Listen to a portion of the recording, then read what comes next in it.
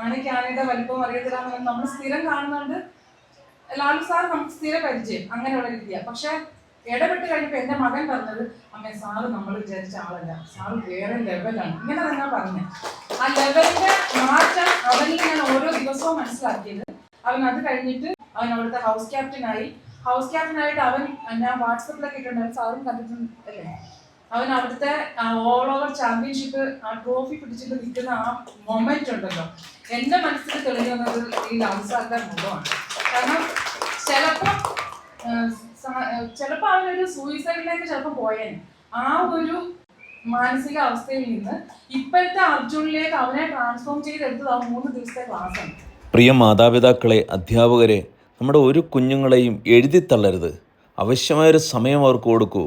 അവരെ വേണ്ടവിധം നയിക്കേണ്ടതെന്ന് പഠിക്കൂ. അവരെ നമുക്ക് മാറ്റിയെടുക്കാം.